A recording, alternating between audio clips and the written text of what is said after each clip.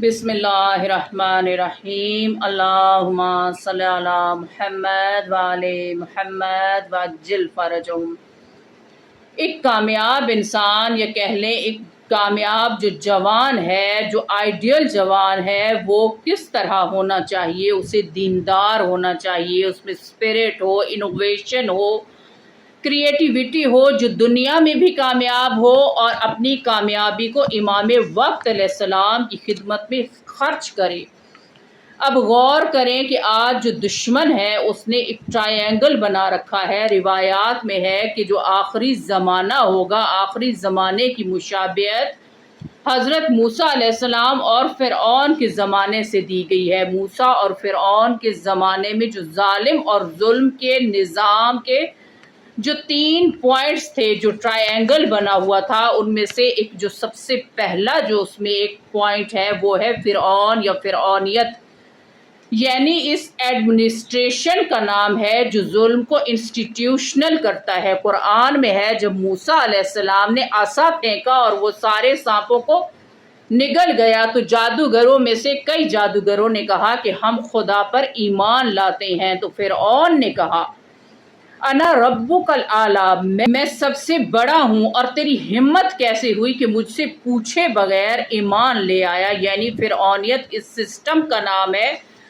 जो आपकी कंप्लीट जो डिज़ायर्स हैं उस पर कंट्रोल करना चाहता है। यानी I should choose for you complete control. यानी जब बच्चा पैदा हो रहा है और इल्म हुआ कि वो मुझे मार देगा, तो क्या हुक्म दिया कि सब बच्चों को मार दिया जाए, सबको कत्ल कर दिया जाए, सबके गले जो हैं वो काट दिए जाए। इस ट्रायंगल का जो सेकंड पार्ट है वो है कारून। कारून क्या कौन? यानी वो जो इस ज़माने में फाइनेंस में सबसे ज़्यादा होगा, जिसके पास फाइनेंस। उलमा ये कहते हैं कि हर ज़माने में फाइनेंशियल सिस्टम जो है वो एडमिनिस्ट्रेशन के साथ मिलकर सोसाइटी को फ्लरिश करता है। अमीर अमीर होगा, गरीब गरीब होगा, एक पूरा सिस्टम है। गरीब बेचारा जो है वो 12 घंटे मेहनत करता है, इसका पसीना बह रहा है, इतना पसीना इस गरीब को, इतना पैसा नहीं मिलता कि घर वाले सुकून से ज़िंदगी गुजार सकें। ये जुल्म है या अदल? और इस निज़ाम में 85% 90% जो लोग हैं वो कितनी मुश्किल से सरवाइव कर रहे हैं। 10% जो सिर्फ लोग हैं दुनिया का वो माल खा रहे हैं। ये निज़ाम फ़िरऔन कुरान करीम में है कि कारून का जब जिक्र किया गया कि कारून के पास इतना माल है, इतना उसके पास वेल्थ है कि उस खजाने की चाबियां जो हैं वो 40 लोग मिलकर उठाते हैं। जवानों के लिए ये कॉन्सेप्ट क्लियर हो कि अगर इमाम मेहदी अलैहिस्सलाम को चाहते हैं तो मेहदी अलैहिस्सलाम आकर इस निज़ाम को पलटेंगे। तीसरा जो कॉन्सेप्ट है, जो तीसरा पार्ट है इस ट्रायंगल का, वो है सामरी। ये सामरी कौन है? ये वो कौम है कि जिनके लिए खुदा ने आसमान से मनु सलवा भेजा। जब इनको भूख लगती तो ये हाथ ऊपर करते और तोड़ कर खा लेते, लेकिन थोड़े दिन बाद वो बोर हो गए। कुरान में है खुदा से कहते हैं कि खुदा इसके साथ प्याज भी भेज, इसके साथ जिंजर भेज, इसके साथ गार्लिक भेज।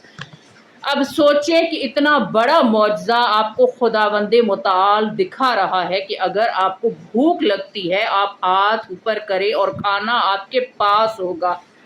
तो ईमान कितना मजबूत होना चाहिए था। यही लोग हैं कि जब हज़रत मूसा अलैहिस्सलाम ने इनको लड़ने के लिए कहा तो इन्होंने क्या कहा कि तू जाकर लड़ और अपने खुदा को भी साथ लेकर जाओ और जाकर लड़ो, और जब तुम लोग जीत जाना तो हमें बुला लेना।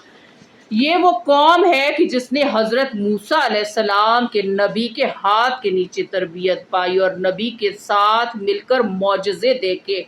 और 40 दिन के लिए हज़रत मूसा अलैहिस्सलाम जाते हैं, अपना जानशीन छोड़ कर जाते हैं। गैबत में तुमको ये बताना चाह रहे हैं कि इमाम अलैहिस्सलाम गैबत में जाएंगे तो नायब इमाम मौजूद होगा। जब पलट कर आते हैं तो कुरान में सिर्फ एक जगह दाढ़ी का जिक्र है और ये آتا ہے کہ حضرت موسیٰ علیہ السلام ہارون کی داڑھی پکڑ لیتے ہیں۔ ہارون نے کہا میں نے تو صرف ہدایت کی، یہ قوم ہی ایسی ہے، یعنی یہ وہ قوم ہے کہ جس نے معجزے دیکھے، لیکن ایک شخص جو کہ سامری ہے وہ آیا اور اس نے ان کو قوم کو گمراہ کر دیا، اس کا جو ویلیو سسٹم ہے اس کو بدل دیا۔ کہا اپنے پیسے کو، اپنے جو ویلتھ ہے اس کو پروٹیکٹ کرنا چاہتے ہو، مال کو ڈبل کرنا چاہتے ہو، اپنی دعاؤں کو قبول کروانا چاہتے ہو، تو موسیٰ علیہ السلام تو اب ہے نہیں، تو یہ دیکھو گائے بنائی ہے، اس کی پوجا کرو، یہ سب ہو جائے گا جو تم چاہتے ہو۔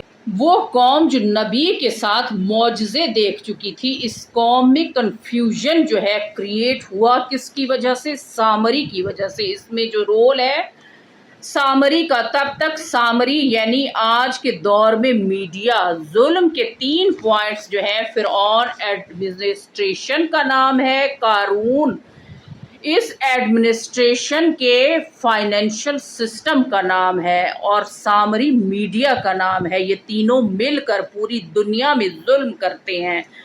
فرعون ظلم کرے گا اور سامری کیا کہے گا؟ اس ظلم کو پروٹیکٹ کرے گا، اس کی تعریف کرے گا۔ قرآن کریم میں ہے کیوں ظلم کرتے ہو؟ کہا ہم کہاں ظلم کرتے ہیں، ہم تو اصلاح کرنا چاہتے ہیں۔ پس ہر جوان جو ہے اس کو یہ سمجھنا ہے کہ آج دنیا میں کیا ہو رہا ہے، اور میری یہ تمنا ہے یا میں یہ چاہتا ہوں کہ ظلم کے نظام پلٹنے کے لیے امام مہدی علیہ السلام کا نظام آ جائے اور جوان اپنے آپ کو بدلے کہ اگر سامری میڈیا میں ان ہے تو تم کیا کر سکتے ہو۔ میرا سوال یہ ہے کہ کتنی تیاری ہے میڈیا وار کو جیتنے کے لیے؟ کیا ہمیں صرف اپنی زندگی جیتنی ہے؟ نہیں، جوانوں کے اندر یہ ارادہ ہونا چاہیے، یہ ویژن ہونا چاہیے، کیونکہ امیدوں کا جو مرکز ہے وہ جوان ہیں جو تقدیر بدلیں گے۔ دعا ہے خداوند کریم سے کہ خداوند کریم ہمیں ایسے کام ہم سے لے جو اہل بیت علیہ السلام ہم سے راضی ہوں۔ الہی آمین۔